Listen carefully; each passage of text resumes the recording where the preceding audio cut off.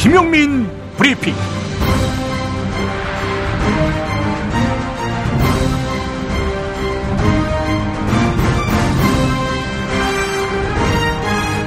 (2017년 4월 6일) 목요일입니다.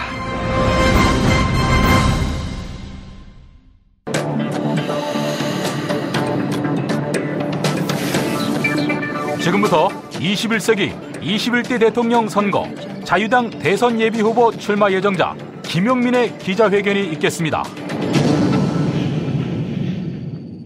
존경하는 국민 여러분, 사랑하는 당원 동지 여러분, 자유한국당 잠재적 대권주자 김용민입니다. 굴욕입니다. 굴욕. 원내 제2당이고 국회의석 전체 3분의 1이고 박근혜 씨 파미연 전까지 여당이었던 우리 자유한국당이 국민의당 이중대가 된 현실 말입니다. 문재인과 안철수만 남는 대선 구도, 이게 말이 됩니까? 우리 보수는 다 죽었습니까? 물론 슬픈 현실은 다자 구도 속에서도 보수 정당의 지지율은 다 합쳐 10%가 될까 말까입니다. 엄연한 현실입니다. 또한 한 달도 남지 않았습니다. 그렇습니다. 우리는 이번 19대 대선에서 다 틀렸습니다. 이제 야당의 길로 내몰린 이상 우리는 철저하고 처절하게 혁신해야 합니다. 혁신의 출발은 우리가 언제든 국민으로부터 버림받을 수 있다는 경각심을 회복하는 것입니다. 정당은 집권이 목표지만 그 전제는 국민의 신뢰입니다. 국민의 신뢰를 잃지 않기 위해 애를 써야 합니다. 그런데 그간 우리 자유당이 써왔던 수법, 비열한 색깔론, 더러운 금권선거, 치졸한 마타도어, 이것을 합리화할 수는 없는 것입니다. 우리는 그간 전가의 보도처럼 썼던 나쁜 무기를 버려야 합니다. 색깔론이 그렇습니다. 오늘은 이 이야기를 해보겠습니다. 공포와 억압으로 인민을 지배하고 아울러 국제사회의 깡패로 전락해가는 북한 권력. 그렇지요. 두둔할 가치가 없습니다. 그런데 북한을 적으로, 악마로 돌려놓으면 속은 시원해도 한반도 위기 관리는 손을 놓게 됩니다. 강대국에게 당신들이 알아서 이 한반도 문제를 해결하시오 라면서 모든 주도권을 포기하는 격입니다. 그래도 그 길이 낫겠습니까? 그런데 처음 가는 길이 아닙니다. 구한말이 딱 그랬습니다. 그렇게 그 길을 따라가다가 우리는 나라를 잃었습니다. 북한에 대한 적개심은 대한민국 국민을 향한 무분별한 종북 의혹 제기로 전이됩니다. 북한 추종 세력이 우리 사회에 있을 수 있겠지요.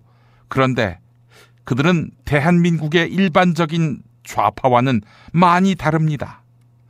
한때 제가 좌파들과 어울린 탓에 이 좌파들의 생리와 속성을 잘 압니다. 한국의 좌파들은 체질적으로 권력을 싫어합니다. 그래서 감투를 안 쓰고 돈이 없더라도 사람들의 환대와 지지를 받으면 무조건 권력으로 규정합니다. 문화 권력 이러면서 말이죠. 그리고 그 권력도 권력이라고 가진 자 프레임을 씌워서 공격합니다. 국가 권력, 지방 권력을 가진 진짜 권력자에 대해서는 더욱 그러합니다. 이런 좌파들이 북한의 최고 권력자에 대해서 장군님, 수경님 하면서 추앙한다고요? 있을 수 없는 이야기입니다. 그들 보고 우리 보수는 수시로 너희들 북에 나가라 이러고 있는데 이들이 북한에 가면 상당수는 여기 남한에 있을 때와 마찬가지로 권력에 저항할 것입니다. 상대에게 각성과 참회를 부르지 못할 비난과 모략, 이것은 분노와 복수심만 키우게 할 뿐입니다. 지난 9년 우리 보수는 과도하고 치졸하게 진보를 매도해왔습니다. 종북이라며 말이죠. 비판에는 모름지기, 절도와 품격, 자제력이 필요한 거 아니겠습니까? 거꾸로 만약 우리 보수가 북으로 가면 과연 남한에서처럼 김정은을 비난하고 체제에 대해 저항할까요? 태극기를 펼쳐들면서 결사항전의 자세를 취할까요? 의심스럽습니다. 이 땅에서 보수를 자처하는 자들, 특히 가진 자들은 한결같이 일제강점기 시기 천황폐하에게 복종했고 지금은 그 천황폐하 자리에 미국을 갖다 놓고 숭앙합니다. 어떤 환경에 처하느냐, 거기에 따라서 잣대가 달라질 수 있다는 점을 시사합니다. 안 그렇습니까? 색깔론은 혹시 우리의 감추고 싶은 치부의 가림막은 아닐까요? 역사적 정당성이 배제되고 과거와 오늘의 일관성이 배제된 비판은 내면 외면 모두 공허할 뿐이고 상대를 설득할 수 없습니다. 보수가 새롭게 서는 길, 이것은 색깔론을 버리는 것입니다. 색깔론 없이도 보수가 실력 있는 국정 주도 세력으로 부활할 수 있는 길, 색깔론과 무관하게 정치적 역량을 키워온 사람, 바로 김용민이 인도할 수 있습니다. 김용민과 함께 새로운 보수, 함께 하시면 길이 되고 빛이 될 거라 자부합니다. 여러분, 김용민과 함께 해주시겠습니까? 김용민 예정자님, 그러면 우리는 이제 무엇을 해야 합니까? 네, 굿딜 고대리와 함께 광고를 들어야 하겠죠. 우리는 광고를 들어야 합니다. 야, 너 홍어 판다 그랬지? 팔지. 근데 홍어가 진짜 그렇게 몸에 좋아? 아니 끝내준다니까. 우리 엄마 관절염인데? 홍어. 나 숙취는? 홍어. 마누라 다이어트는? 홍어. 큰이모 변비? 홍어. 작은 형 소화불량은? 홍어. 여동생 피부? 홍어. 큰 누나 주름? 홍어. 명절 때 선물은? 홍어라니까. 근데 비싸지? 별나 싸고 열나 맛있는 홍어가 있다니까. 어디? 알싸한 홍어. 네이버 검색창에 알싸한 홍어를 검색하시고 1599-6456.com 혹은 1599-6456 전화 주문도 가능합니다. 하나 더, 알싸한 홍어는 진공포장 택배 배송 판매하며 직접 개발한 특제 소스를 서비스로 드립니다.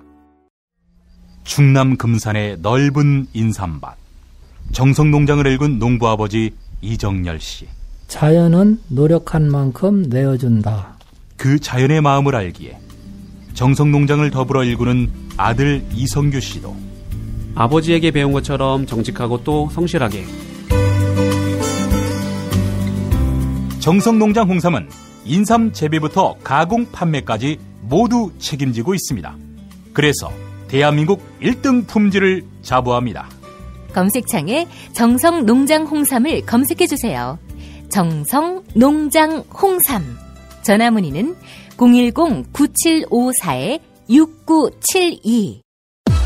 이놈의 뱃살 맞는 옷이 없네. 애들 보랴 일하랴 살 뺄 시간이 없어. 다시 날씬해지고 싶어.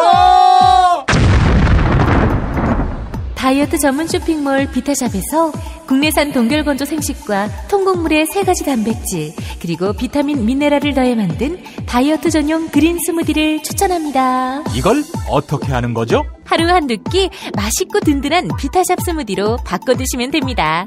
1522-6648 1522-6648 혹은 비타샵을 검색해주세요. 팟캐스트 청취자분들께는 그린 스무디 한 포를 보내드립니다. 여성 여러분, 골반이 삐딱하면 허리가 아파요. 아랫배가 나와요. 골반이 바로 서야 건강도 아름다움도 바로 섭니다. 바디로직을 입으세요. 토크밴드의 입체적인 탄력이 틀어진 골반을 바로잡습니다. 간편하고 확실한 골반 교정 타이즈 바디로직. 삐딱한 남성 골반에도 역시 바디로직. 바디로직의 효과를 못 느끼셨다면 100% 환불해드립니다. 자세한 환불 조건은 홈페이지를 참조하세요. 모두가 건강하고 행복한 세상을 위한 나눔의 가치. 의료비 걱정 없는 건강하고 아름다운 사회를 위해 바디로직은 아름다운 재단과 함께합니다. 고품격 찌라시 송명훈 한중경제연구소장이 함께합니다. 찌라시님 나와 계시죠? 네, 안녕하십니까. 예, 안철수 국민의당 대선 후보의 지지율이 상승세인 것만은 맞죠? 그렇게 보여지고 있죠. 그렇게 보여지고 있다라는 말은 뭡니까? 네, 사실 지금 이게 정상적인 상승세고 여론에서의 그 압승이라고 하면 예. 다자구도와 양자구도가 똑같이 강세로 나타나야 되는데 왜 다자 구도에서는 강세가 전혀 드러나지 않는데 반해서 양자 구도에서만 뭐 추월을 했다는 등 아니면 뭐 근접한 수준에 와 있다는 등 이런 언론 보도가 나올 수 있냐를 한번 살펴봐야 된다는 거죠. 양자구도도 상승세인 건 맞는데 다만 문재인 전 대표에게 상대는 안 됩니다. 네, 근데 이제 양자구도의 상승세로 이게 보이게 되는 일종의 착시 효과가 있습니다. 그것마저도 착시 효과입니까? 네네. 이게 지금 그 양자구도 상에서 안철수 후보가 근접한 위치에 있다라고 올라오는 그게 그렇게 발표되는 언론들의 대부분 자료를 보면 유무선 전화에 대한 RDD 그 자동응답 시스템에 의한 설문조사에 의거해서 이 자료를 내고 있어요. 예. 그러니까 실제 조사가 아닌 응답기가 물어보고 거기에 답하는 그 수치를 60에서 80% 이상 반영했던 여론조사들이 주로 이런 결과를 내고 있습니다. 예. 근데 이 문항의 문제가 뭐냐면 안철수 후보와 문재인 후보를 질문을 할 때 미사 여구를 다 뺀 상태에서 안철수 후보와 문재인 후보 두 사람을 놓고 질문한다는 거죠. 예. 무슨 얘기냐면 민주당 대선 후보 문재인, 국민의당 대선 후보 안철수로 물어보는 게 아니라 그냥 안철수 문재인 이렇게 물어보다 보니까 일반적인 사람들이 생각할 때는 안철수를 일종의 여권 통합 대상으로 보고 통합이 돼 있는 상태에서의 양자 구도로 착각을 하게 된다는 겁니다. 그러니까 단순하게 문재인 안철수가 일어날 수 있는 구도가 아니기 때문에 정상적으로 소속 당을 밝히고 그다음에 각 당에서 이제 파트너들이라든지 그다음에 다른 당의 영향력을 섞어서 이거를 발표를 해야 되는데 그냥 이름만으로 문재인 안철수 이렇게 조사를 하다 보니까 문재인 대 비문연합에 의한 조사처럼 나오게 되는 거죠. 그렇게 되니까 이게 뭐 근접한 수준으로 보일 수 있는 일종의 그 착시 현상을 보여주고 있는 겁니다. 그러니까 같은 RDD 조사라도 아까 말씀드린 대로 당의 후보 그리고 각 당 소속으로서의 대권 후보로서의 지지율을 물어보게 된다고 하면 지금하고는 월등히 다른 결과가 나오는 거죠. 그래서 이런 착시 현상을 부풀려 가지고 마치 안철수와 문재인의 그 양자 구도가 어느 정도 뭐 성립이 되고 지금 비등한 위치에 있다라고 하는 것은 굉장히 얄팍한 통계 허점을 이용한 일종의 언론 조작입니다. 이것도. 그러면 어떻게 물어봐야 되는 겁니까? 물어본다면. 현재 이제 민주당의 대선 후보로 선출된 문재인 후보와 국민의당 대선 후보로 선출된 안철수 후보를 놓고 단일화가 되지 않은 시점에서 두 사람이 대권 후보에 나오게 되면 어떻게 될까요? 라는 식으로 구체적인 질문을 던져줘야 되는데 그냥 단순하게 문재인 안철수로 놓고 보면 이루어지지도 않을 가상 대결에서 인기투표 같은 형태로 나타나게 된다는 거죠. 그리고 제가 어제 의혹을 제시했던 것처럼 현재 그 일반적인 여론조사 회사들이 지난번 여론조사 실패를 낮은 응답률에 놓고 있습니다. 대부분 그 지난 총선이나 이럴 때는 응답률 10%를 넘지 않은 수준이었거든요. 근데 최근에는 이제 뭐 17%에서 20% 수준의 응답률을 보여주고 있는데 이 수치의 변화가 저는 전화를 거부하지 않고 이런 안에서 그 회사가 원하는 답을 줄 수 있는 일종의 고정적인 어느 그 투표 집단이 따로 있다. 이 숫자를 통해 가지고 여론조사를 왜곡하고 있다는 게 제 개인적인 주장인 것이거든요. 그리고 그 주자들은 이른바 염원 투표를 원하는, 그러니까 보수 여권이라든지 지금의 바른정당이나 자유한국당 쪽에 유리할 수 있는 지층의 사람들을 그 안에 교묘하게 끼워 넣음으로 인해서 절대적인 수치보다는 약간 편향된 수치들을 계속 제공하고 있다는 것이고요. 지금 여론조사들을 이렇게 발표하고 있는 전체적인 수치 안에서 허용 오차가 8에서 10%입니다. 그러니까 최고 16%까지 오차가 날 수 있는 조사라는 것이거든요. 그래서 사실 이루어지지도 않을 현실적으로 불가능한 양자 대결 구도를 상정해 놓고 이런 식의 언론 플레이를 하는 것은 안철수 후보에 대한 지지율 상승을 돕기 위한 아주 편파적인 언론의 조작 행태다라고 저는 비판하고 싶습니다. 자, 그렇다면 이 언론들은 문재인이 당선돼서는 안 된다라는 입장에서 이런 여론조사를 펼친 거라고 봐야 됩니까? 안철수 후보는 굉장히 그 여론조사나 인기투표 같은 데서 예. 정치를 시작할 때부터 굉장히 특이할 정도로 언론한테 또는 이런 국민 여론조사에서 높은 호감도를 받아왔습니다. 이게 지난번 대선에 대선 6개월을 채 남기지 않고 혜성처럼 등장했을 때 그 당시 대세론이었던 박근혜 후보를 누를 정도로까지 삽시간에 어떤 국민적인 인기나 지지도가 확 올라갔었던 경험을 볼 수 있고요. 예. 그 후로도 여러 가지 여론조사라든지 이런 부분 안에서는 언제나 안철수 후보 측과 국민의당 측이 항상 실제보다 후한 점수를 얻어온 게 사실인 거거든요. 예, 예. 그럼 뭐, 그 음모론의 확대 해석일 수도 있겠습니다만, 안철수 후보의 배후에는 어느 정도 이런 그 여론조사 기관이라든지 예. 여론의 결과에 우호적인 결과를 발표해 줄 수 있는 세력이 존재하지 않느냐라는 의심을 해보게 되는 것이죠. 예, 예, 예. 알겠습니다. 뭐 하여간 주목할 만한 여론 지형의 변화 이렇게 말할 수는 없는 것이다. 이 말씀이죠?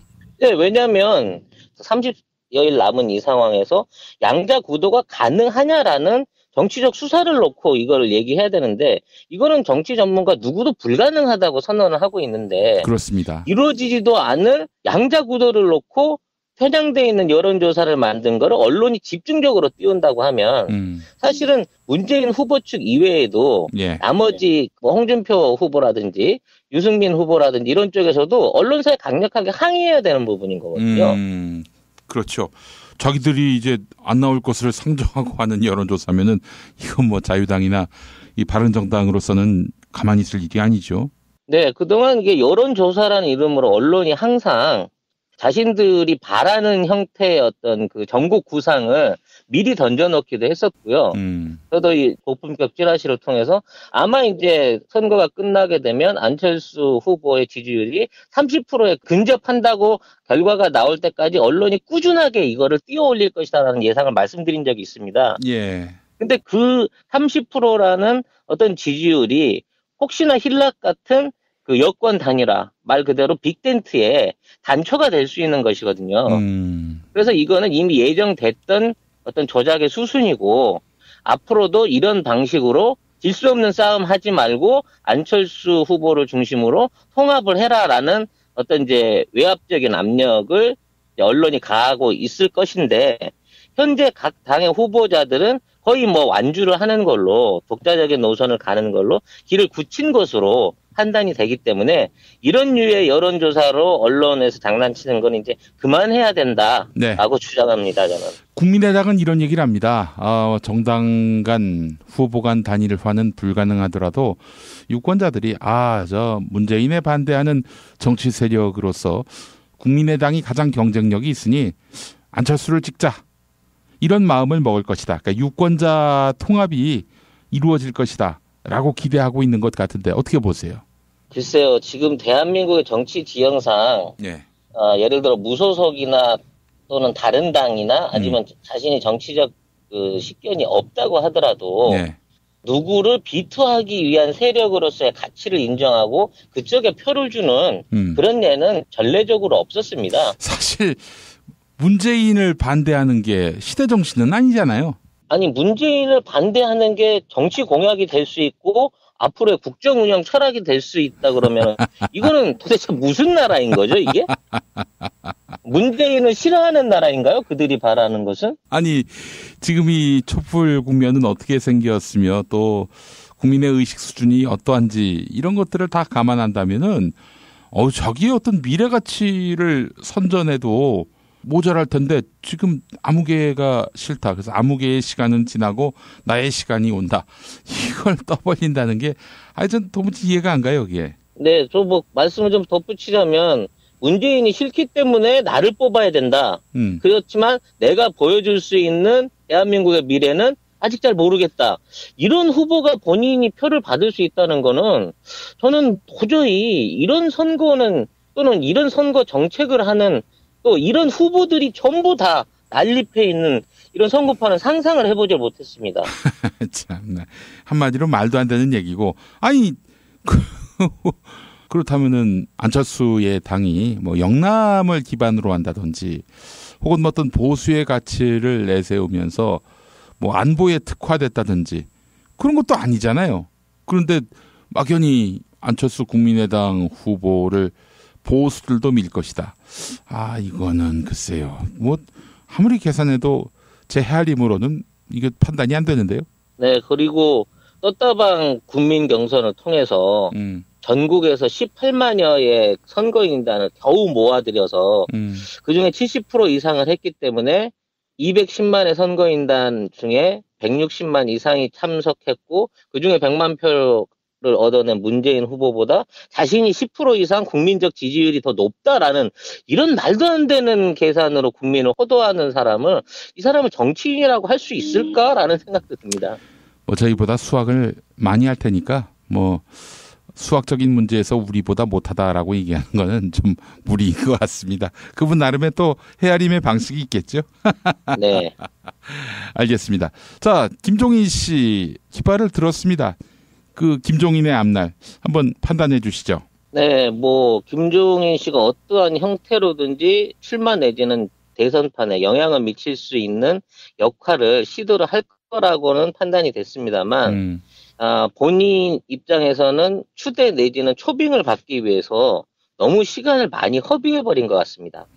즉 본인이 쥐고 있는 경제민주화라고 하는 좀 오래된 카드들과 보수층의 지지를 끌어모을 수 있는 사람이다라는 어떤 외형적인 가치에 너무 매몰이 돼가지고 자기 밑으로 다른 정당들, 그러니까 자신을 필요로 하는 정당들에서 영입 요청이 오기를 너무 간절히 기다렸던 것 같아요. 예. 근데 지금 모든 정당들이 저도 이제 예상치 못했습니다만은 각자의 그 후보들을 뽑아냈고 그 사람들이 결합을 할 수 있는 구조가 만들어지지 않았기 때문에 아마 더불어민주당을 탈당했을 때의 상황하고 기대했던 상황하고 지금의 상황은 너무 달라져 버린 것이죠.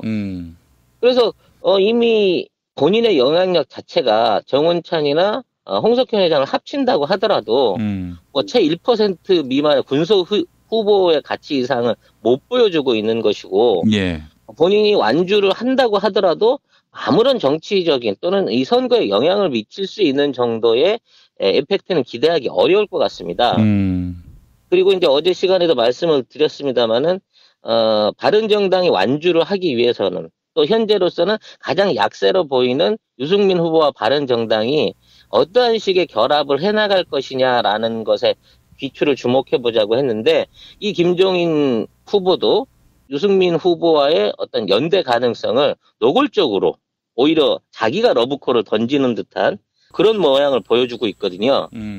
그거는 이제 그나마 전에 말씀드린 대로 이 알박기를 위해서 앞으로 이제 친박그룹과 구보수의 몰락 이후에 오는 건전보수, 새로운 중도보수에 대한 알박기를 위한 자신의 어떤 전국 구상이 완전히 이게 다 무너진 게 아닌가 싶은 생각이 드는 거죠. 예, 예.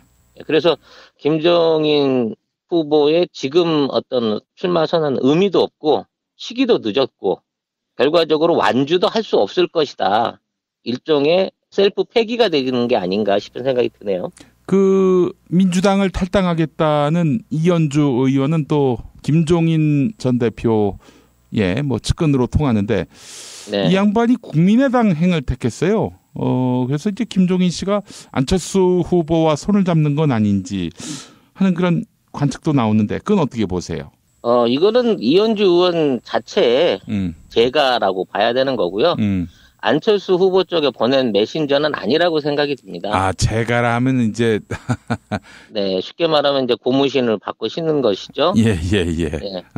지금 안철수 후보는 사실상 김종인 후보에게 그렇게 감정이 좋지는 않을 겁니다. 왜냐하면 국민의당 분당 시기에 워낙 김종인 후보가 안철수 후보를 심하게 비판을 했었고 네, 거기에 대한 이제 정치적 앙금이 남아 있는 상태에서 별다르게 두 사람이 그동안 긴밀하게 접촉해온 바가 전혀 없거든요. 오히려 이제 박지원 대표가 김종인 후보와의 어떤 연합설들을 좀 이렇게 많이 흘리고 그런 부분 안에서의 국민의당과 김종인 후보의 결합이 가능하지 않을까 싶었는데 지금은 이제 어차피 각자 도생하는 입장에서 박지원 대표나 안철수 후보나 안철수 후보 밑으로의 단일화 이외에는 다른 어떤 정치적인 그 묘수가 없기 때문에 지금 별 영향력이 없는 김종인 후보는 안철수 후보 측에서도 관심권 밖으로 밀어놓고 있지 않겠느냐. 예. 네, 이렇게 판단이 되고요. 3년제 대통령으로서 2020년에 본인이 중심에서 새로운 국가를 만들겠다, 7공화국을 만들겠다, 이런 식의 어떤 과대망상에 가까운 출마 선언을 보면서 아, 이게 대한민국의 구정치가 이렇게 끝나는구나라는 생각을 하게 됐습니다. 예. 어쨌든 더불어민주당의 골칫거리들은 다 나가고 있는 상황이네요. 그런데도 불구하고 당 안에 비례대표 의원으로 남아서 김종인 후보를 지지하겠다라고 하는 이율배반적인 얘기를 하는 또 의원도 있었고요. 누구죠? 비례대표 최은열 의원이 대놓고 그런 얘기를 했죠. 네, 자기 당 대선 후보를 이른바 디스하고 있는 김종인 대표를 당 안에서 지원하겠다. 야, 이런 배짱은 어디서 나오는지 모르겠어요. 예, 그 이외에도 이제 뭐 김한길 전 의원이라든지 뭐 다른 의원들 자체, 박영선 의원인데 대표적인 반문 그룹의 의원들도 김종인 의원의 탈당에 대해서 일체 언급 자체를 안 하고 있는 걸로 봐서는 김종인 의원은 지금 완전히 고원무립의 상태가 아닌가. 그런 분석이 충분히 가능할 것 같고요. 그래서 이제 이미 의원직 상실이 예정돼 있는 최명길 후보와 단 둘이서만 했던 출마 선언장이 아니 최명길 의원은 비례대표가 아니라 지역구 의원 아닙니까? 네, 유일한 지역구 의원입니다만 이미 지난달에 그 선거법 1심에서 200만 원 선고를 이미 받았고요. 항소를 하고 있습니다만 예. 거의 의원직 상실이 확실시 되고 있기 때문에 예. 결국은 이제 비례를 버리고 떠난 전 비대위원장과 곧 현직에서 의원직을 박탈당하게 될 현직 의원 둘이서 3년 후에 7공화국을 열어보겠다는 말도 안 되는 출마 선언식이 어제 있었던 거죠, 결과적으로. 참. 왜 그러신지 모르겠네요, 하여간. 예. 이런 식으로 자해를 하는 행태도 그렇고 말이죠. 뭐냐면은, 뭐, 누구를 반대해서 탈당할 수 있죠. 그리고 딴 후보를 지지할 수도 있는데, 그냥 먼발치에서 보는 국민들 입장에서는 명분이 없는 거예요, 한마디로. 네, 명분도 없고요, 의리도 없고요.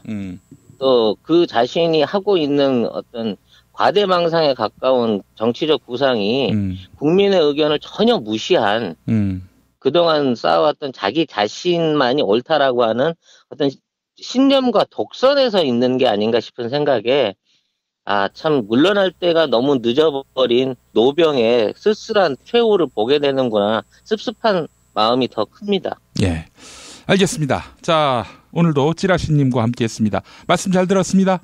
예, 감사합니다.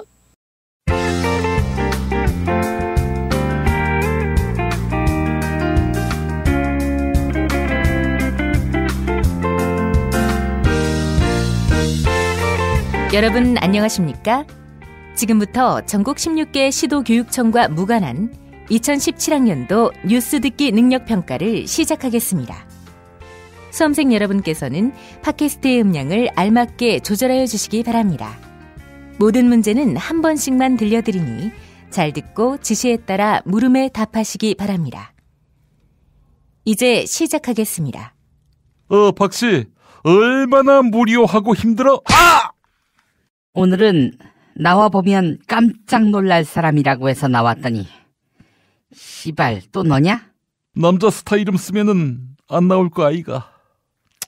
그래, 그제 수사 빡시게 받았다면서? 관심 끊어 이 씹새끼야. 서울구치소장이 챙겨주는 모양인데 최순실이하고 한 5분만 만나게 해달라고 해. 그리고 순실이한테 야, 네가 다 덮어써라. 뭐 내가 먼저 나가서 술을 써볼 테니까 이러라고. 무슨 또 개수작을 쓰라는 거야? 박씨, 생각해보라고. 당신도 모른다, 최순실도 모른다, 다 모른다, 이렇게 법정 가서 얘기해보라고. 괘씸죄까지 더했어. 둘 다 각각 15년일 거라고. 15년 뒤에 출소했을 때 얼굴도 잊고 그리고 벽에 똥칠할 나이가 돼서 나오면 그게 뭐냐고. 아! 니 조시다 이 씹새끼야. 아이씨, 우병우를 변호사로 쓸걸. 그게 지 일만 없어도. 어이 박씨, 우병우가 그런다대. 자기가 몇 년 동안 빵에 사는 건 상관이 없는데 검찰 간부들 자기가 싹 끌고 감옥에 들어가겠다고 그런 말을 했대.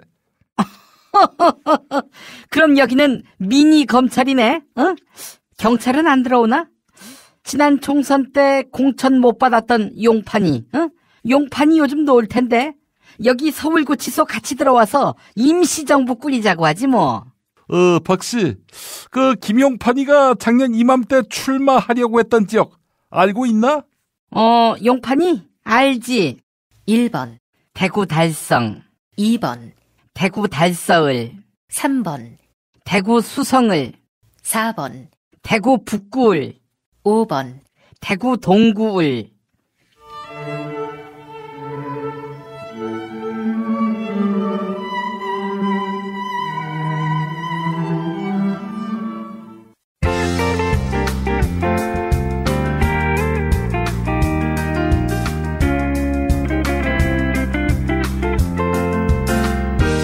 수고하셨습니다. 이상으로 전국 16개 시도교육청과 무관한 2017학년도 뉴스 듣기 능력평가를 모두 마치겠습니다. 수험생 여러분은 이메일 주소와 정답, 사연을 적어 팟빵 게시판에 올려주시기 바랍니다. 당첨자는 2부 마지막 순서에서 발표하겠습니다. 뉴스 듣기 능력평가를 마칩니다.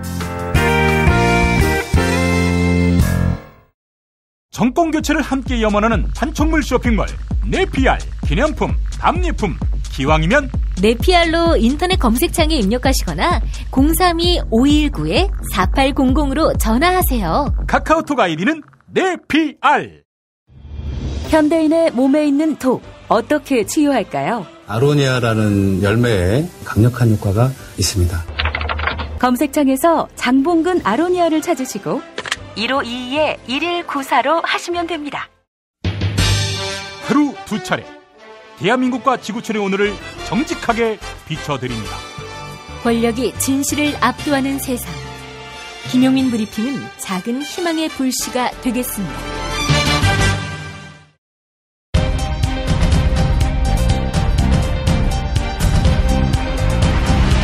김용민 브리핑 스페셜 강력한 인터뷰.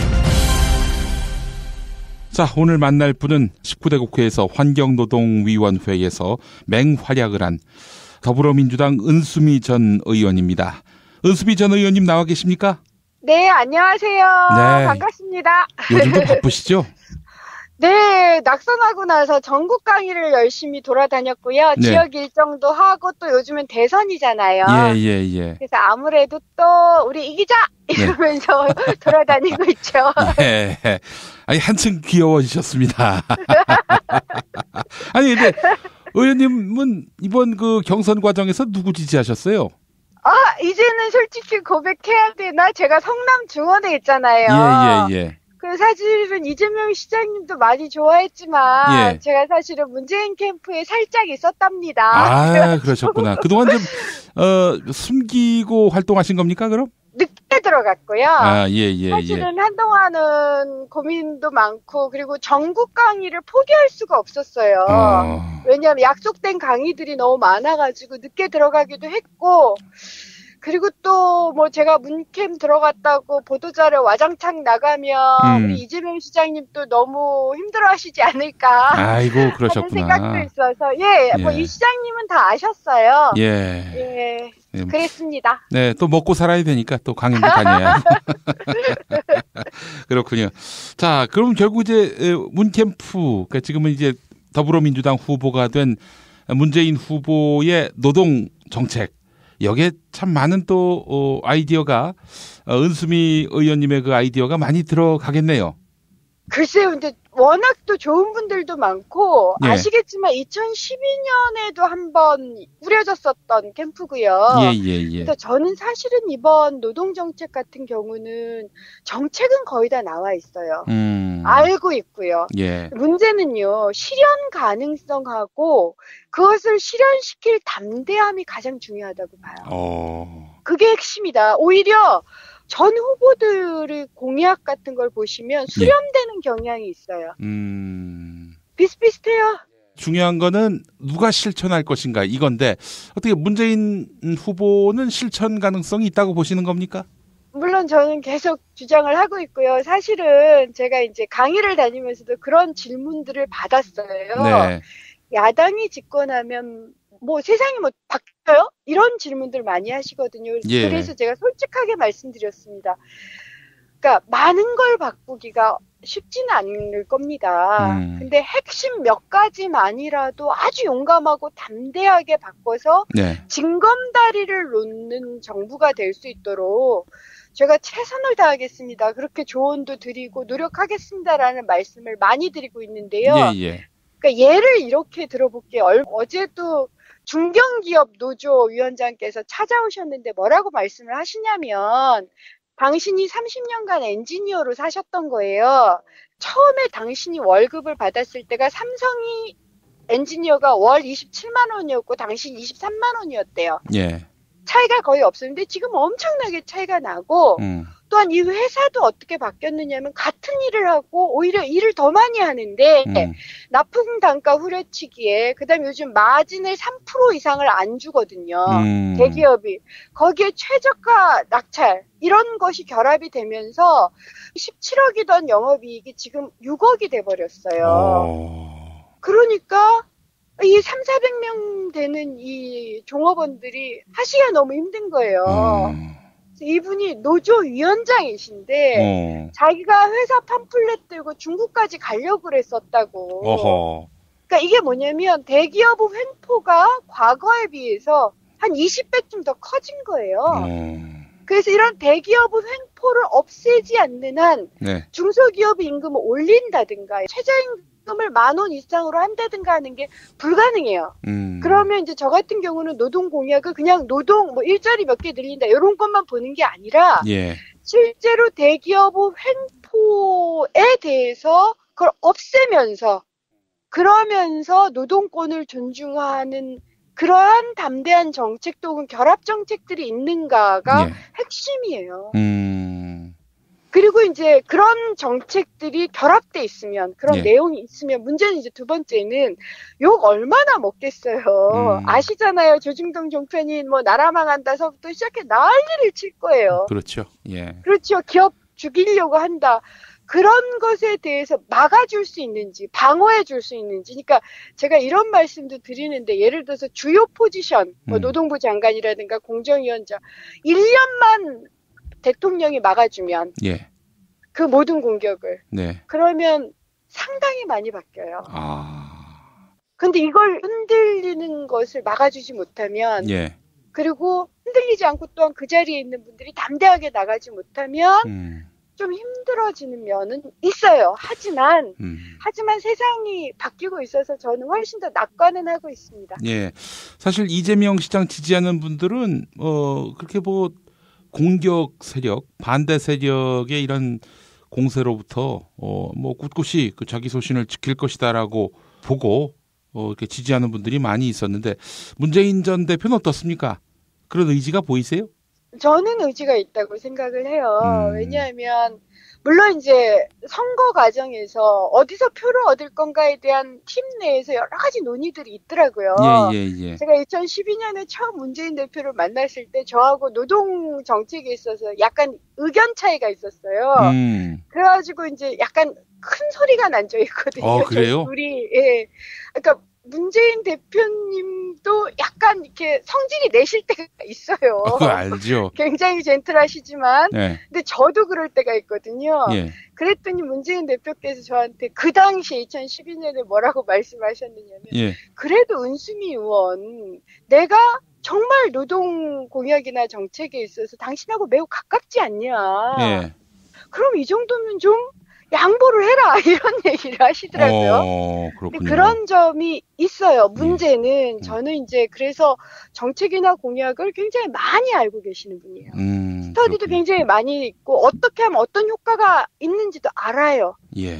문제는 이것을 난타전을 뚫고 갈 수 있을 정도의 능력, 이건 전 소신 이상의 문제라는 생각이 있거든요. 제가 많이 지원해야 될 건 그런 문제이지 않을까 이런 생각을 하고 있습니다. 뭐 세부적으로 한번 들여다보면은 노동조합에 가입하지 않은 노동자들이 의무적으로 가입할 수 있도록 노동회의소를 신설하겠다라고 했는데 이게 상공회의소를 떠올리게 하고요. 또 다른 어떤 노동기득권 세력을 만드는 거 아니냐 이렇게 또 의심하는 분들은 비판적 관점에서 보더라고요. 어떻게 이거를 봐야 됩니까? 저는 사실 그것이 이제 이 한국노총 출신이신 이용득 의원님께서 아마 제안을 하신 내용으로 알고 있고요. 예. 네, 캠프에서는 어쨌든 여러 가지 공약을 한꺼번에 동시에 좀 채택을 하는 경향이 있다 이렇게 좀 생각을 해주시고 일단 노동회의소가 뭐 하는 데입니까? 노동회의소는 외국의 사례들을 보면요. 예. 직업훈련이라든가 사회적인 뭐 실업급여 안전망들을 보조해 준다든가 그다음 가장 중요한 건 협치예요. 협치. 예. 지역적으로 혹은 업종별로 협치를 담당하는 기구입니다. 그런 점에 있어서 비정규직의 협치를 담당할 수 있겠느냐라고 우려가 나오는 건 저는 있을 수 있는 우려라고 보고요. 예. 그래서 단지 뭐 노동회의소만 이렇게 얘기를 하면 저는 좀 어렵다라고 보고 오히려 전 이런 생각을 하는데 비정규직 지금 노조 조직률 1.8%밖에 안 돼요. 예. 저는 비정규직 노조 조직률을 10%를 만들면 세상이 뒤집어진다고 생각하는 사람이거든요. 예. 그게 불가능하다고들 하시는데 저는 그렇지 않다고 생각해요. 저는 어떤 상상을 하냐면 저희가 정권을 바꾼다 하더라도 입법부 특히 국회는 스탑을 할 가능성이 있어요. 그럴 가능성 염두에 두고 좀 움직여야 된다고 봐요. 그럼 행정부만으로 비정규직 노조 조직률이 1.8%에서 10%로 올릴 수 있겠느냐? 저는 오케이입니다. 조례와 시행령으로 가능하다? 가능해요. 그리고요 또 하나 부당 노동 행위만 잡아줘도 돼요. 엄청난 부당 노동 행위가 있습니다 지금. 그래서 정말 현장에서 협치가 있을 수 있도록 제가 한 가지만 더 말씀을 드리면 사실은 이것은 내일 뭐 TBS 교통방송에서도 좀 말씀을 드릴 텐데. 그 얘기 안 해도 돼요 거기는. 여기다 얘기하세요. TBS 교통방송에서는 제가 운영하는 코너예요. 근데 제가 한 가지 좀 말씀을 드리면 외국에는 현장에서 왜 사규 같은 걸 만들잖아요. 그것을 협치하도록 돼 있어요. 노사가. 한국은 그렇지 않습니다. 사용자가 일방적으로 만들도록 돼 있어요. 그러니까 그렇게 사용자의 그런 일방성만을 없애준다면 그리고 부당노동 행위를 못하게 한다면 그리고 예를 들어서 법 기준만 준수하게 한다면 다른 말로 말해서 모니터링을 강화한다면 감시 단속을 강화한다면 저는 1.8%에서 10% 되는 건 순식간이다라고 생각해요. 그 이상은 좀 힘들어질 수는 있어요. 저는 그건 하자는 거죠. 노사 합의에 의한 사규면은 이제 단협 같은 걸 말하는 거죠? 아니요. 아니에요? 이건 취업 규칙을 없애는 문제예요. 이건 곧 뭐 학자들도 발표를 하실 거예요. 왜냐하면 이게 있는 나라가 한국하고 일본밖에 없고요. 취업 규칙이. 네, 원래 나치가 만들었어요. 아이고 그래요? 그러니까 나치와 일제의 망령이 좀 남아 있는 거죠. 이게 굉장히 예외적이에요. 그래서 한국에서 현장에서 협치 혹은 민주적인 훈련 경험 이걸 하기가 굉장히 힘들어요. 그러니까 우리나라에서는 그 얘기를 하면 너무 놀라워하세요. 그러니까 사규는 당연히 사용자가 만드는 거지 이렇게 생각을 하셔서. 글쎄 말입니다. 근데 이것은 그래서 너무 사람들이 놀라워하셔서 조심스럽게 접근을 해야 될 문제이고 그건 얘기를 좀 더 해나가야 되겠지만 요즘 또 여러 사람들이 협치 얘기를 하셔서 그래? 그러면 일터에서부터 협치를 해보지 뭐. 요즘 학칙도 뭐 학생, 뭐 선생님, 학부모 다 모여서 만들자 이런 얘기 있잖아요. 근데 성년인 노동자들, 일하는 시민들이 왜 현장에서 자기의 룰을 자기가 만들 수가 없죠? 참여해야 되잖아요. 그래서 이제 그런 것도 좀 조정을 해 나가는 것. 이런 건 전 그 다음 과제, 그러니까 정부 내에서도 단계를 좀 본다면 첫 단계는 어떤 비정규직 1.8%, 10% 정도를 모니터링을 강화해서 만들고 예. 그 기반 위에서 우리 새로운 것들을 좀 더 확대해 나간다면 저는 차기 정권 내에 굉장히 혁신적인 새로운 그 씨앗들, 희망들을 만들어낼 수 있다고 믿지요. 예. 그러니까 비정규직 노조 조직률을 높이게 되면은 비정규직에 대한 차별도 상당히 해소될 수 있고. 그렇죠. 예. 왜냐면요, 가장 중요한 건 목소리를 내는 거예요. 예. 권리를 내는 거라고. 무시를 하기 때문에 비정규직을 고려를 않는 거예요. 무슨 노사 단협을 하거나 해도. 예. 예를 들어 비정규직이 500명이고 정규직이 100명인데 우리나라 노조법이 그렇게 돼 있어요. 조합원의 이익만을 위해서 교섭해라, 이게 노조법이에요. 그래서 우리는 정규직 이기주의 법을 가지고 있습니다. 아예. 그러니까 500명은 배제되는 거거든요. 근데 그 비정규직 노조가 만들어진다고 상상을 해보세요. 그러면 노사 모두가 여러 가지를 고려해야 돼서 거기서 민주주의적 경험을 하게 되겠죠. 예. 내 목소리를 내니까 그럼 달라져요. 촛불을 들듯이. 예. 의원님. 네. 그러면은 비정규직 문제는 해결 안 해도 됩니까? 노조 조직률만 올리면 되나요? 아니죠. 제가 이제 두 가지 축을 항상 얘기해요. 권리를 주는 것. 그러니까 시민이 주체잖아요. 예. 주체로서 움직일 수 있는 권리를 주는 것. 이게 이제 노조 조직률 같은 걸 높여주는 거예요. 예. 그 다음에 또 하나는 실제로 차별을 못하도록 지금 법도 있고 시행령도 있고 그 다음에 가이드라인도 만들 수 있잖아요. 예. 이런 걸 가지고 차별은 불법이잖아요. 예. 불법을 못하게 하는 건 그건 정부가 해야 될 일이죠. 그렇게 하면 이게 동시에 가면 예를 들어 정부는 차별 절대 안 돼. 불법 안 돼. 그리고 위법한 거 하면 뭐 징벌적 손해배상도 하게 하고 감옥에도 가게 하고 이런 걸 한편으로 하고 예. 그다음에 권리를 계속 부여하고 예. 그래서 시민들은 내 권리 내가 찾겠다라고 목소리를 높이고 내 권리뿐만 아니라 이웃의 권리까지도 생각하게 되고 이게 동시에 가는 1년을 상상을 해보는 거죠. 예. 그러면 저는 새로운 설계가 가능하다. 아, 이게 거꾸로 사용자로 하여금 정규직이나 비정규직이나 이거 뭐 누구도 차별할 수 없다라고 인식하게 만들어서 그냥 뽑을 거면 아예 정규직을 뽑자. 이런 마음을 갖게 한다라는 구상인가요? 그럼요. 이게 저는 사람들이 그걸 잘 믿지 않으시는데 제가 예전에 2011년도에 모 재벌 대기업을 만났을 때요. 재벌 대기업에서 왜 저를 불렀느냐면 예. 이렇게 물어보더라고요. 그러니까 어디가 될 것 같느냐에 따라서 시나리오를 3개를 준비한 거예요. 비정규직과 정규직 하청 문제에 대해서 시나리오 1 하청을 전원 불법 파견이기 때문에 정규직화한다. 이게 시나리오 1이었어요. 시나리오 2번째 임금과 근로조건은 정규직하고 비슷할 정도 80% 정도로 올려준다. 이게 시나리오 2였다고요. 예. 세 번째가 그대로 둔다였어요. 근데 이제 저 같은 사람이 그 당시에 전문가였지만 어쨌든 야당의 입장을 가지고 있으니까 얘는 어떤 의견을 가지고 있나 이제 들어보고 싶은 거예요. 그래서 어느 정부가 들어섰냐에 따라서 시나리오 1, 2, 3 중에서 들이미는 겁니다. 박근혜 정부가 돼서 시나리오 3가 됐어요. 그러니까 그 정도로 기업이 반응을 보인다는 거예요. 예. 우리가 위법한 건 도저히 그러니까 불법에 대해서는 용인하지 않겠다라는 게 분명하기만 해도 재벌은 경영 정책이나 일자리 정책을 바꿉니다. 이게 상당히 오늘 그 히트인데요. 그러니까 기존의 불법 부당노동 행위를 제대로 단속하고 또 비정규직에 대한 차별을 완전히 일소하고 이렇게 되면은 자연스럽게 대기업이나 일반 기업들이 정규직을 채용하게 되고 이로써 비정규직 차별 문제는 해소의 어떤 가닥을 잡을 수 있다. 예, 그러니까 정책의 불투명성이 문제죠. 정책이 투명하고 그것을 실제 할 거다라는 시그널이 분명하면 상황이 달라져요. 그걸 안 할 것 같으니까 계속 틈새를 보는 거라고요.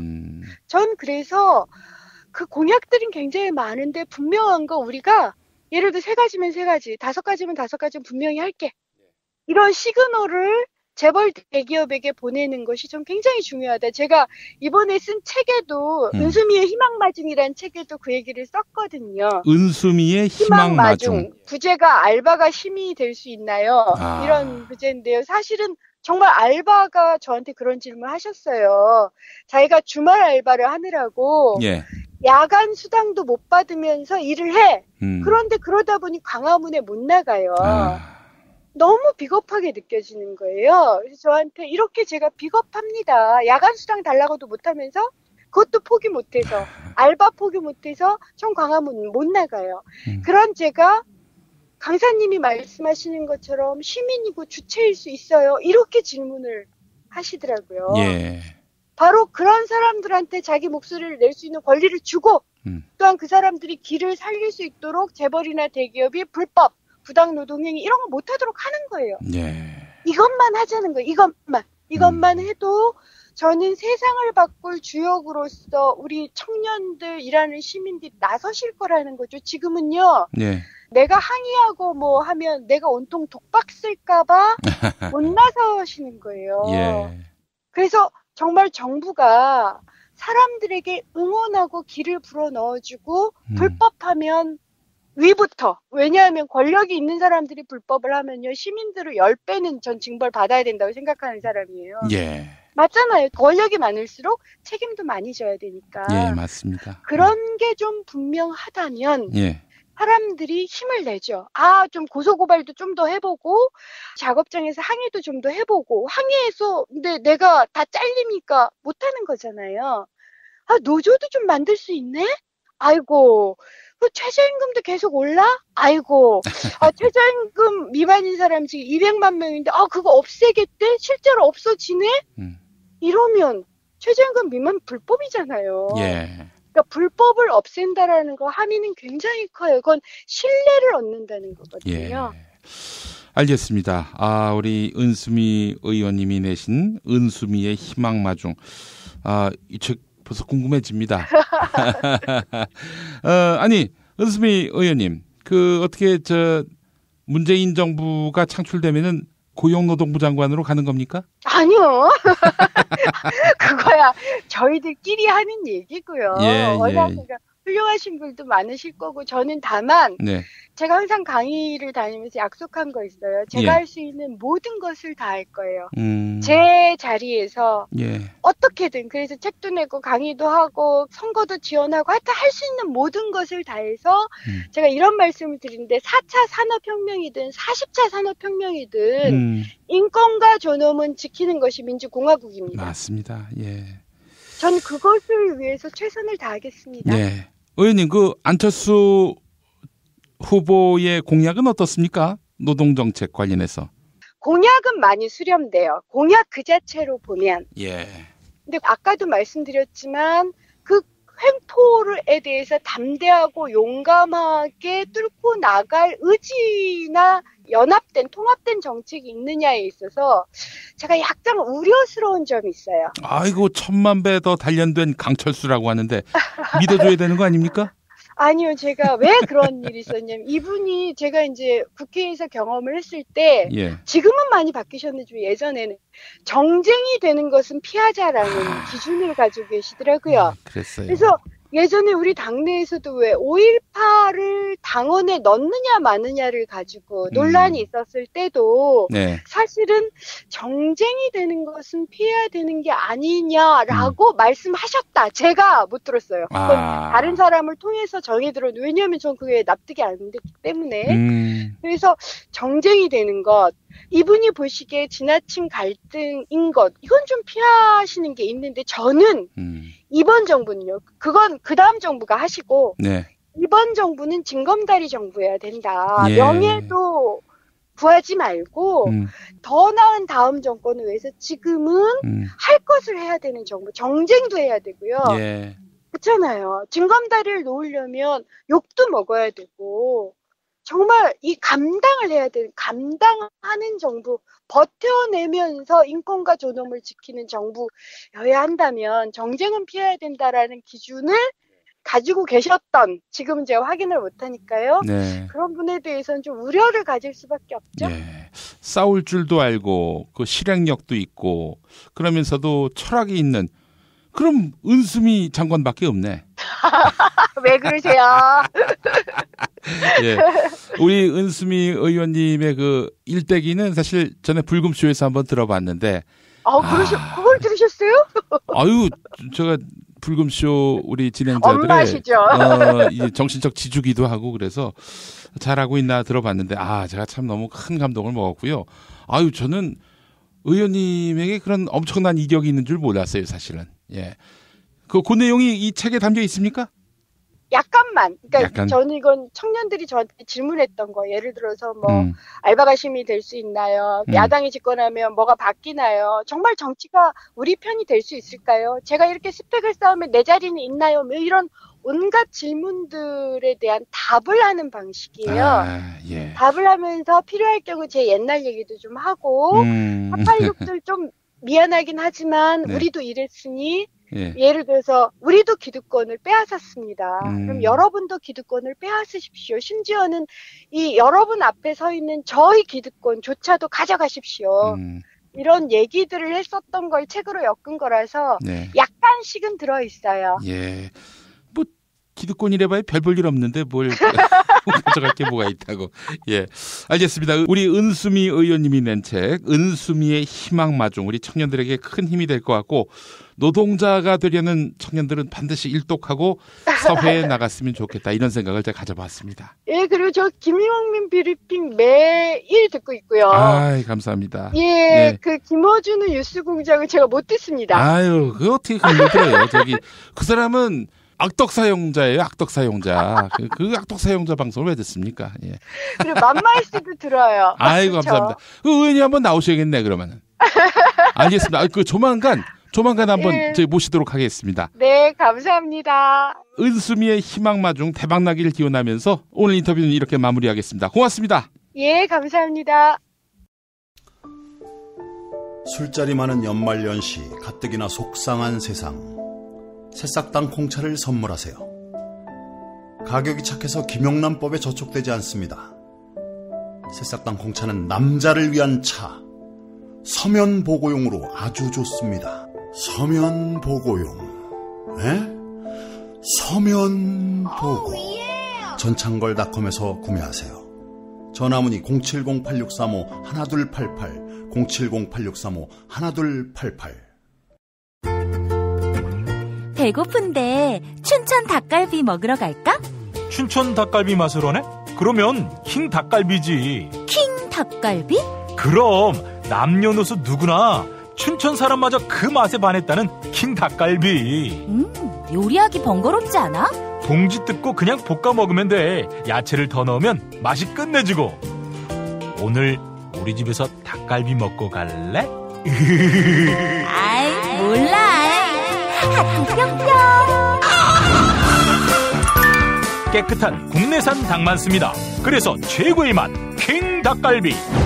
국내 최초 짜장맛 파스타맛 킹 닭갈비로 출시됐습니다.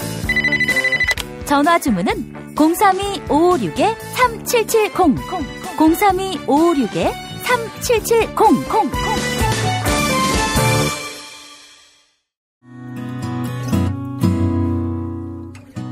안녕하세요. 조광래 중고차 돌아온 오늘의 한마디. 별처럼 빛나고 바람처럼 자유롭게 살아라. 조광래 중고차의 대표 번호는 1800-9538. 고맙습니다.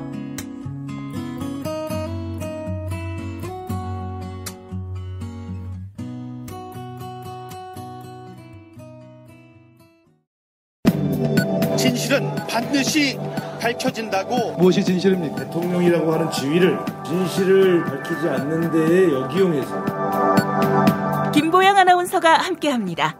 아프니까 팩트다. 안녕하세요. 김보영입니다. 아프니까 팩트다. 오늘은 어제에 이어 디오피니언에서 실시한 여론조사 결과에 대해 다뤄보겠습니다.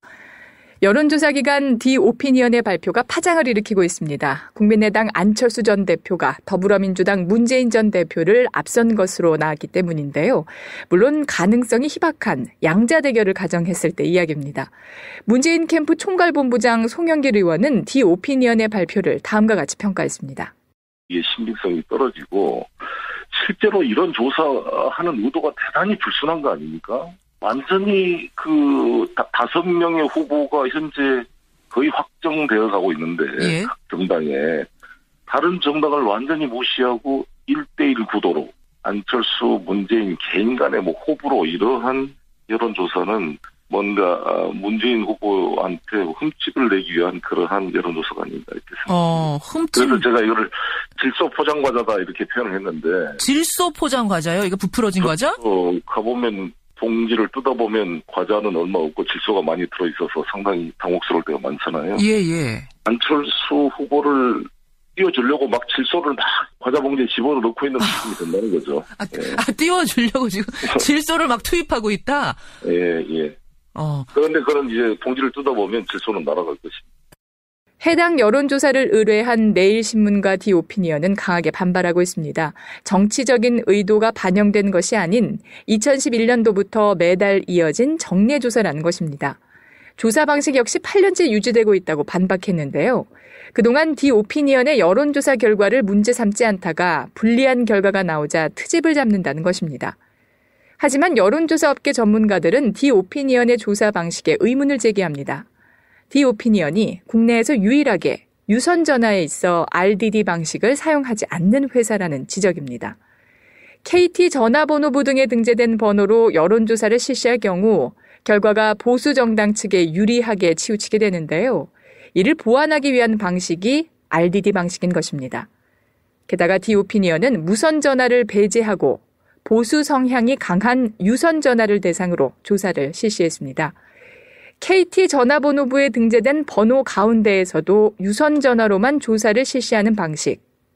국내에서는 거의 사용하지 않는 방식입니다. 그동안 디오피니언의 특이한 조사 방식은 부각된 적이 없었는데요. 메이저 언론사나 포털에서 디오피니언의 조사 결과를 주목하지 않았기 때문입니다. 디오피니언의 여론조사가 주목받지 못하는 이유, 대략 설명이 된 것 같습니다. 지금까지 아프니까 팩트다였습니다. 민중의 소리 이완배 기자와 함께하는 경제의 속살. 이완배 기자 만나겠습니다. 이완배 기자님. 네, 안녕하십니까. 예.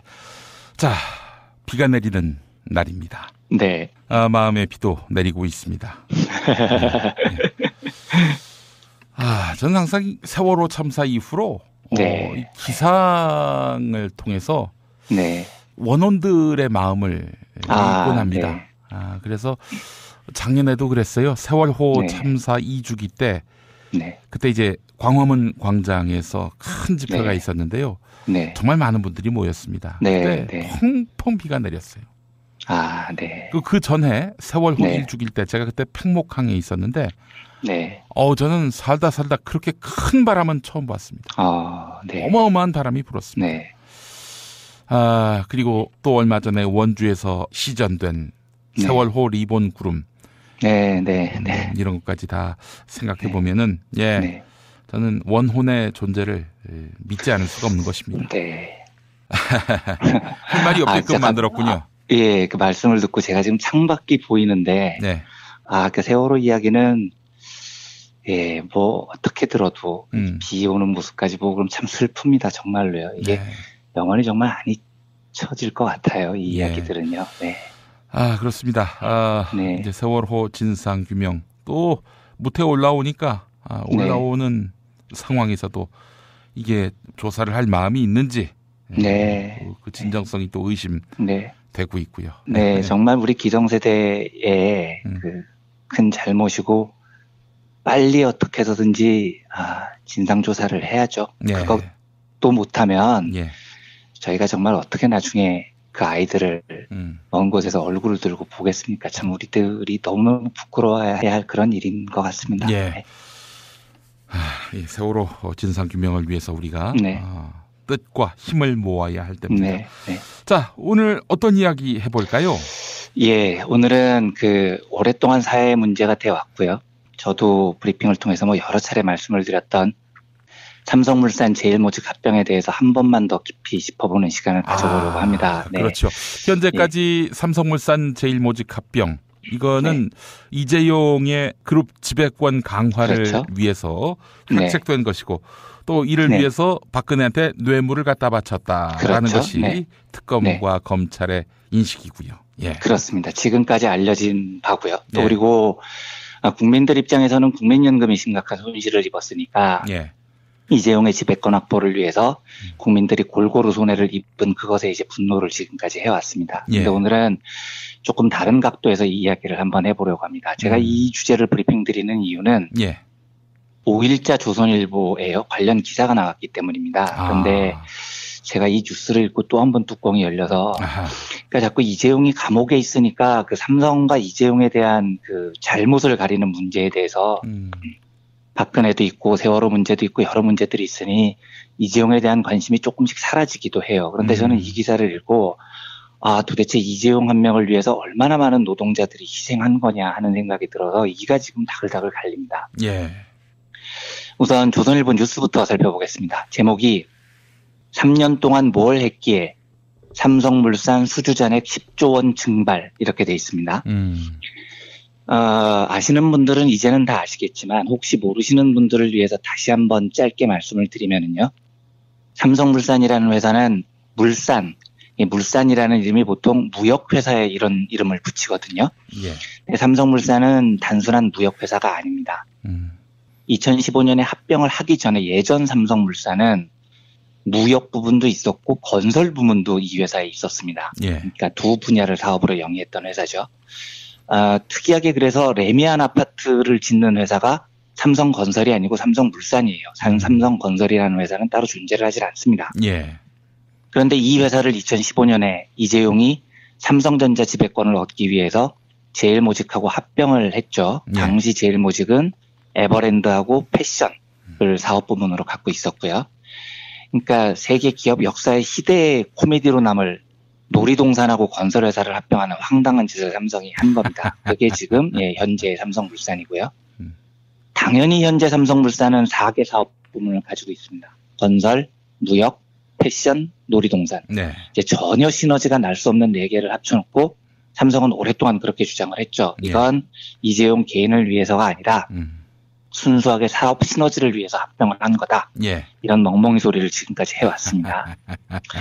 근데 만약에 삼성 주장대로요. 건설, 무역, 패션, 놀이동산을 합쳐서 시너지가 난다면 이 회사가 한 회사니까 당연히 시너지를 관리하는 대표 CEO가 있어야 됩니다. 사장이 한 명이 있어야 이 4개 부분을 통합해서 조율하고 어떻게 시너지가 날지를 총괄적으로 사고를 할 수가 있겠죠. 그런데 삼성물산은 그런 CEO가 없어요. 삼성물산은 대표이사 사장이 무려 3명입니다. 그리고 대표이사는 아니지만 사장이 또 한 명 있어요. 그러니까 사장이 4명인 황당한 회사입니다. 시너지가 난다고 뻥을 쳤는데 정작 이 회사 4개 분야를 총괄하는 컨트롤 타워는 없다는 거죠. 지금 이 회사 사장 구도가 어떻게 돼 있냐면요. 최치훈 사장이라고 대표이사입니다. 이 사람 이름은 조금 알아둘 만해요. 제가 오늘 자세히 말씀을 드리겠습니다만. 이 사람이 건설부문 사장입니다. 김신 사장 역시 대표이사예요. 이 사람은 무역부문 사장입니다. 김보영 사장 역시 대표이사 사장이에요. 이 사람은 리조트 부문 사장, 그러니까 에버랜드를 관리를 합니다. 그러니까 뭔 놈의 회사가 대표이사 사장이 3명입니다. 그리고 다 다른 부문을 맡고 있어요. 그리고 대표이사로는 등기가 안 돼 있지만 패션 부문 사장이 이서현입니다. 이재용 여동생이죠. 그러니까 이서현은 대표이사가 아닐 뿐이지 이서현이 대표이사만큼 파워가 없겠습니까? 오는데 훨씬 막강한 파워를 갖고 있죠. 그러니까 이 말은 삼성물산은 패션, 건설, 놀이동산, 무역 그냥 4개의 전혀 다른 회사를 억지로 붙여놨다는 얘기인 겁니다. 지들 말로는 4개를 합치면 뭐 시너지가 엄청나게 나서 글로벌 기업이 된다는 둥 뭐 어쩌고 있는데요. 그러려면 시너지를 조합하는 총괄하는 사장이 있어야 되는데 없습니다. 그런데 지들도 아는 거예요. 그러니까 에버랜드하고 건설회사하고 붙여서 시너지가 안 나겠다는 걸 아는 거죠. 그러니까 4개 분야를 다 따로 놔두고 다 다른 사장들이 지금 이끌고 있습니다. 근데 조선일보가 다룬 그 기사 분야는 이 4개 분야에서 건설 분야를 지금 다루고 있습니다. 기사 내용이 이래요. 원래 이제 이 삼성물산 건설 부분이 레미안이라는 아파트 브랜드를 바탕으로 해서 보통 이제 연말에 수주잔액 기준으로 하면 대우건설, 현대건설, 삼성물산 요 세 개가 업계 1위를 다투는 톱 건설 회사들이거든요. 2013년까지 삼성건설은 여전히 톱3 중에 하나였습니다. 그런데 2013년 말에요. 제가 아까 이름을 기억하면 좋겠다고 말씀을 드린 최치훈 사장이 이 회사의 사장으로 취임을 해요. 이때부터 주택부문 중심으로 수주가 박살이 나기 시작을 합니다. 요게 중요합니다. 이건 이제 제가 천천히 계속 말씀을 드리겠어요. 조금만 더 뉴스를 따라가 보면요. 삼성물산이 2014년에 딱 재개발 현장 수주를 부산 온천 사구역 딱 한 건만 수주를 합니다. 1년에 딱 한 건이요. 2015년에는 신반포 3차 사업 딱 한 건 수주합니다. 2016년에는 아예 수주가 하나도 없어요. 그러니까 2013년 수주 잔액이 41조 원이었다고 하는데 이게 지금 3년 만에 10조 원이 줄어들어서 31조 원으로 줄어들었다는 겁니다. 6대 건설사 중에 수주 잔액이 10조 원이나 격감한 회사는 삼성물산이 유일하고요. 그럼 이제 원인을 분석을 해야죠. 갑자기 삼성물산 실적이 왜 이렇게 박살이 났느냐. 최치훈이 취임하자마자 수주 잔고가 뚝 떨어졌는데요. 이러면서 작년에 합병한 이후에 무려 1670명의 노동자가 해고가 됐습니다. 삼성물산 주장은 이거죠. 실적이 떨어졌으니까 구조조정을 해야 된다. 그래서 이 많은 노동자들을 해고를 했습니다. 그런데 이걸요. 단순히 삼성물산 건설 부문이 일시적으로 불황을 겪어서요. 수주도 줄었고 실적이 나빠져가지고 노동자들을 잘랐다. 이런 일반적인 이해로는 도저히 설명이 안 된다는 게 문제예요. 그러니까 조선일보 기사 한 대목만 더 보면 이런 대목이 나옵니다. 조윤호 동부증권연구원이라는 사람이 이 사태에 대해서 이렇게 평가를 해요. 오늘의 이 사태가 오게 된 이유는 주택시장이 호황일 때 다른 건설사와 달리 실적을 내지 못한 것은 삼성물산의 전략적인 실수였다라고 평가를 합니다. 그러니까 이게 무슨 얘기냐면요. 2015년에 그 최경환이 부총리로 있을 때 빚내서 집사라고 난리를 쳐가지고 건설 경기가 잠깐 호황이었을 때가 있었어요. 최경환은 그때 그랬어요. 네, 그렇죠. 제가 이 빚내서 집사라고 한 적 없었어요. 모략하지 마세요. 예, 제가 가끔 최경환을 브리핑에 등장시켜야 되겠는데요. 오랜만에 들으니까 되게 반가운데요. 글쎄 말입니다. 네. 아무튼 그때 최경환이 본인은 부인하지만 빚내서 집사라고 난리를 쳐서 건설회사 실적이 다 좋아졌습니다. 그런데 요때도요. 삼성물산만 유난히 2015년에 수주를 안 해요. 그래서 이 해에 건설 부문 실적이 토목 매출이 전년에 비해서 32%, 주택 매출이 9%가량 줄어듭니다. 다 늘어났는데요. 그러니까 여기서부터 이제 의심이 드는 겁니다. 아니 삼성이 왜? 그냥 정부 발주공사 중에 되게 별 힘 안 들이고 수주할 수 있는 것도 많았거든요. 예. 근데 삼성이 안 했어요. 이 수주를 안 받아요. 그래서 2015년에 실적이 박살이 난 겁니다. 희한한 현상이 벌어졌던 거죠. 돈 벌 기회를 스스로 걷어차는요. 최치훈 사장이 취임하자마자 계속해서 벌어진 일입니다. 조금만 더 앞으로 돌아가 보겠습니다. 그러니까 제가 2013년 말에 지금 삼성물산을 이끄는 최치훈 사장이 삼성물산 건설부문 사장으로 취임을 했다고 말씀을 드렸죠. 예. 그런데 이 최치훈이라는 인물이 누구냐면 이재용이 끔찍이 아끼는 최측근입니다. 그리고 애초에 건설 부문에는 경험이 전혀 없는 사람이에요. 원래 이 사람이 삼성 SDI에서 커서 삼성카드에서 사장을 지냈거든요. 그러니까 전자, 금융 이쪽을 돌아다녔던 사람입니다. 그런데 이재용이 이 사람을 갑자기 2013년에 건설 부문으로 사장으로 발령을 했어요. 그리고 공교롭게도 삼성물산 실적이 박살이 나기 시작합니다. 그런데 이것도요. 최치훈이 건설을 잘 몰라서 비전문가를 사장으로 내세워서 건설 부문 실적이 안 좋아졌다. 이렇게 보기도 어려워요. 왜냐하면 만약에 그래서 물산 건설 분야 실적이 안 좋아졌다면 최치훈을 교체를 했겠죠. 아니면 책임을 물렸겠죠. 근데 이재용은 그러지 않았습니다. 최치훈은 얼마 전까지만 해도요. 이 사태가 벌어지기 전에 삼성 미래전략실 팀장 차기 후보로 제일 유력했던 사람이에요. 그러니까 이재용에 제일 가까운 사람이었다는 겁니다. 그리고 이 사람 연봉이 지금 20억 4천만 원이에요. 대한민국 건설부문 CEO 중에 연봉 킹입니다. 삼성물산의 다른 부문 사장을 맡고 있는 김신, 김봉영 이 두 사람도 연봉이 13억 원밖에 안 되거든요. 근데 실적 박살내고 있는 최치훈은 거의 2배를 넘게 받습니다. 그리고 3년째 국내 연봉 킹입니다. 이상하잖아요. 실적을 이렇게 박살을 냈는데 왜 계속 사장을 하고 왜 계속 이재용 측근이고 왜 저렇게 연봉을 많이 받죠? 그러니까 여기서부터 이제 추정을 해봐야 됩니다. 예, 예. 2013년 말 최치훈이 사장으로 들어오자마자요. 삼성은 수주할 수 있는 건설공사를 일부러 수주를 안 하는 것처럼 보이는 현상이 나타납니다.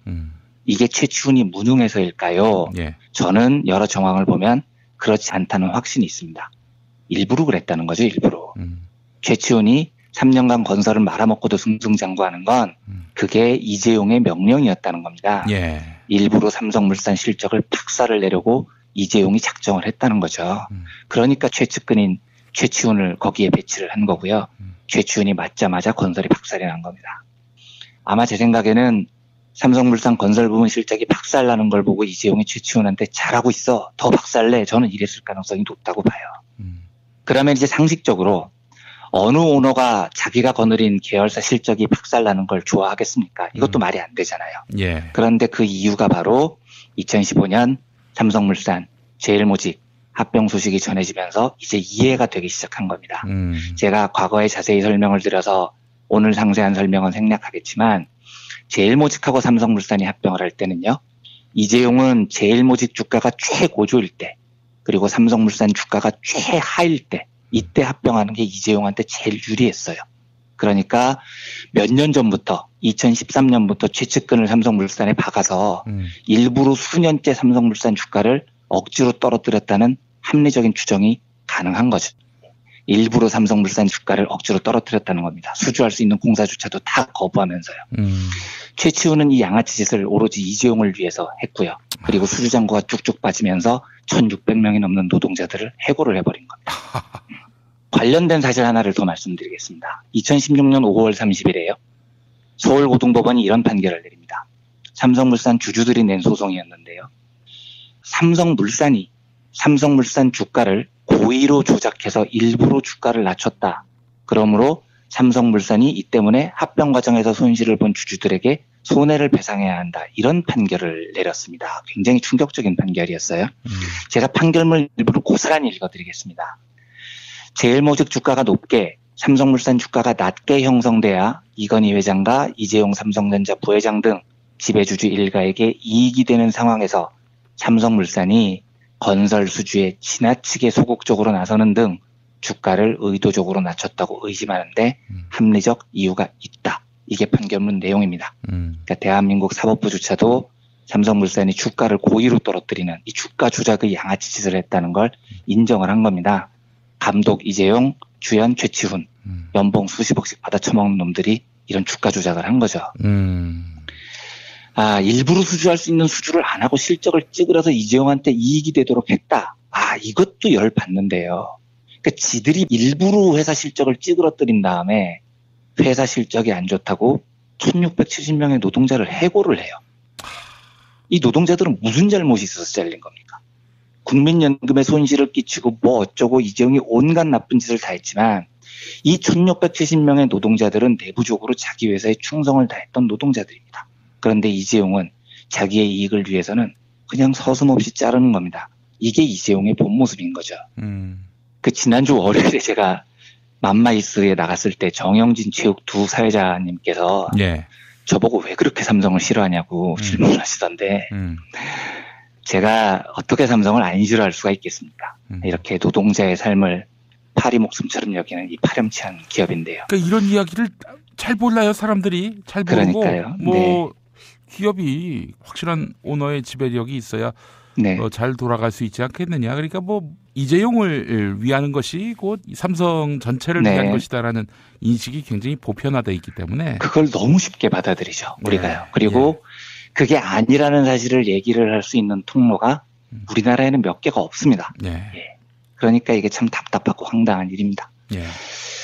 그래서 삼성을 저는 미워하고요. 삼성에 저지른 나쁜 짓을 계속해서 말씀을 드리는 겁니다. 삼성물산 수주잔고가 박살이 났고요. 무려 1,670명의 노동자가 해고됐다는 소식을 들으면서 정말로 저는 화가 났습니다. 이재용 이 범죄자가 그 죄의 대가를 제대로 치르기를 바라는 열망이 새삼 샘솟아서요. 오늘은 이 소식을 다시 한번 전해드렸습니다. 네, 1,600명이라고 하셨죠? 네. 1,600명은 그럼 지금 뭐 하고 계시나요? 그러니까요. 이 정리해고라는 게 사실 우리나라 요즘같이 경기가 안 좋을 때 네. 건설 부문에 있던 이 사무직 노동자들이 대부분일 텐데 이분들이 해고되고 나면 아마 재취업 비율이 얼마나 될지도 모르겠습니다. 절반 이상이 안 될 거예요. 대부분 지금 뭐 명예퇴직금 조금 받으신 거 가지고 버티면서 또 뭐 치킨집 하실 생각을 하고 있으실지 재취업이 될지. 그러니까 사회적 생명이 끊겨버리는 거거든요. 이 짓을 이렇게 태연히 하니까요. 화가 나죠. 정말 화가 납니다. 멀쩡한 기업을 걸레로 만들어가지고. 그러니까요. 그래서 가치를 떨어뜨리려는 그런 설례가 또 있었죠. 외환은행. 그렇죠. 론스타한테 싸게 팔려고. 싸게 넘기기 위해서요. 황당한 일들입니다, 이게요. 이게 화이트 칼라 범죄 아닙니까? 화이트 칼라의 중범죄죠. 중범죄입니다. 그런데 이 중범죄들을 우리가 잘 다루지 못해요. 그러니까 그 미국 같은 경우는 이렇게 인위적으로 주가 조작을 하거나 해서 걸리면 굉장히 처벌이 심하거든요. 근데 우리나라는 지금 이 주가 조작에 대해서 서울고법의 판결을 말씀을 드렸지만 실질적으로 이재용이 책임을 져야 될 부분은 거의 없고 이게 대법원에서 확정 판결이 나더라도 주주들에게 한 700억 원 정도를 물어주면 끝이 납니다. 그러니까 직접적으로 이재용에게 형벌을 가할 수가 없어요. 지금 이재용이 살고 있는 형은 이 혐의가 아니고 박근혜한테 뇌물을 줬다는 혐의인 거죠. 그러니까 우리나라의 재벌들, 화이트 칼라의 중범죄들, 경제범죄에 대해서 조금 더 처벌 체계를 강화하고 시스템을 만들 필요가 정말로 절실히 있습니다. 알겠습니다. 정말 답답합니다. 네. 자, 이완배 기자님 오늘 말씀 잘 들었고 또 내일 뵙겠습니다. 네, 감사합니다. 여러분 안녕하세요. 민중의 소리 아나운서 정혜림입니다. 이 어묵한 여왕님 치아에서 다들 잘 견디고 계시죠?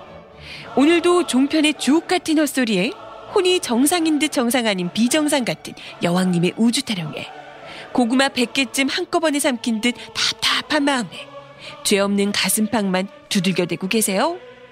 이젠 시원한 사이다 같은 민중의 소리와 함께하세요. 잘 키운 진보 언론 열종편 안 부럽습니다. 한 달 10,000원 소액 CMS 후원으로 민중의 소리에 큰 힘이 되어주세요. 1661-0451 1661-0451 전화 기다릴게요.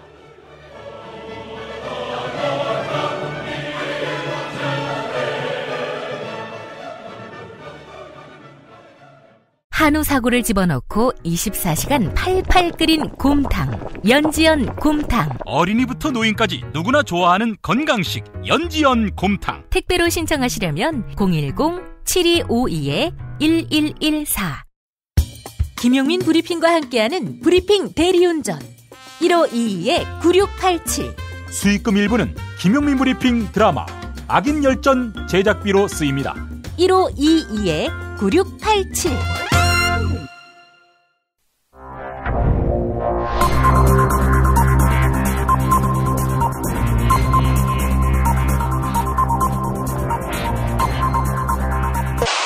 단기국 논평. 국가 채무 600조를 돌파시켜 빚파티, 즉 빚잔치를 벌이게 만든 파티피플 박근혜 동지께서는 홍준표를 점잖은 사람으로 포장한 JTBC 보도부문 사장 손석희에 대한 강도 높은 국가적 중대 조치를 취하실 계획을 표명하시고 구체적인 공격 방침을 제시하시었다.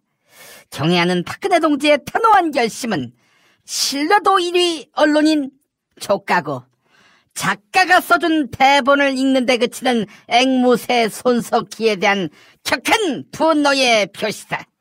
손석희는 홍준표 동지를 일컬어 대권 후보 자격이 없다며 질문 형식을 빙자해 쿠사리를 주었다. 친박을 양아치라고 짓거린 홍준표를 망신 주는 것은 사실 칭찬받아 마땅한 처사다. 그러나 홍준표는 계집애들 패버리고 싶다, 쓰레기, 아구통 날리고 싶다 등 트럼프를 능가하는 막말 제조기가 아니던가. 손석희가 끝내 막말을 이끌어내지 못해 홍준표를 점잖은 사람으로 포장하게 만든 것은 박동지를 참을 수 없이 모독하고 우롱하고 천추의 한이 될 망동의 다름 아니며 처절한 대가를 자초할 악수 중에 최악수의 다름 아니다. 따라서 손석희는 홍준표에게 삿대질밖에 당하지 못한 것을 뼈저리게 반성해야 할 것이다. 또한 손석희는 시종일관 작가가 써준 대본을 쳐다보며 인터뷰를 진행했다는 의혹을 사고 있다. 작가하면 유시민, 또 이재희, 이동형, 또 이회수 등이 떠오르는데 이들 모두 죄다 종북 좌파 빨갱이들이 아니던가. 종북투성인 작가들의 꼭두각시 노릇을 한 손석희는 박근혜 동지에 대한 체질적인 거부감과 적개심을 노골적으로 드러내는 추호도 용납 못할 포악무도한 도발 행위를 서슴지 않고 있다. 이제라도 손석희는 박근혜 동지에게 면회를 가서 참회의 눈물을 흘리며 일전에 박동지로부터 지금 나하고 싸우자는 겁니까? 라면서 싸움을 걸었던 과거를 처절하게 반성해야 할 것이다. 당연히 이 말을 땅에 찢고 만약 고졸할 시에는 박근혜 동지의 치솟는 분노와 경천 동지의 탄압의 불벼락을 피할 수 없게 될 것이다. 김용민 브리핑이 선정한 오늘의 칼럼. 네, 한겨레 정치팀 김남일 기자의 보수라는 블루오션인데요. 그 일부 소개해드립니다. 한국 정치에서 보수는 여전히 블루오션이다.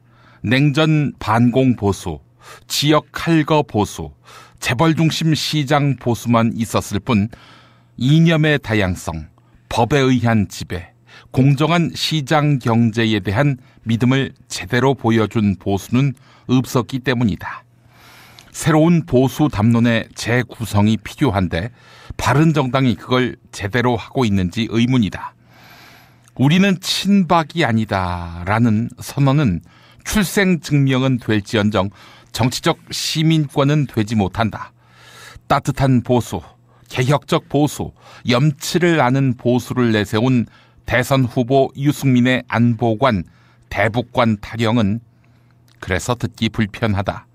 안보는 보수와 진보 모두의 가치이지 유승민 혼자 해석하고 독점할 수 있는 대상이 아니다. 바른정당은 보수의 스타트업이 될 수 있다. 우리 당은 작아서 여러 정치 실험이 가능하다는 정치적 비전은 투자를 부르는 무형의 담보다. 바른정당의 성공은 여전히 강경, 극우라는 레드오션을 서성이는 자유한국당에도 자극이 될 것이다. 그곳에서는 정당 정치가 아닌 태극기 부대와 경쟁해야 한다. 보수 정당의 재기는 더불어민주당, 국민의당, 정의당의 정치적 성장판도 두드릴 것이다. 반대로 보수의 실패와 촛불의 승리에 기댄 손쉬운 정치는 진보의 동반부시를 부를 것이다. 바닥을 쳤으니 이제는 오를 일만 남았다.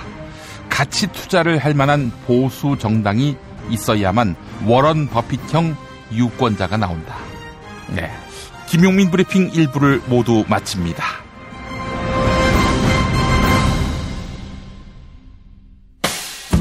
김용민 브리핑과 함께한 시간 어떠셨어요? 다음 시간에도 보다 바르고 알차며 즐거운 정보로 여러분을 찾아가겠습니다. 팟캐스트 포털 팟빵에서 다운로드하기, 구독하기, 별점 주기, 댓글 달기로 응원해주세요. 잊지 마세요. 다운로드하기, 구독하기, 별점 주기, 댓글 달기.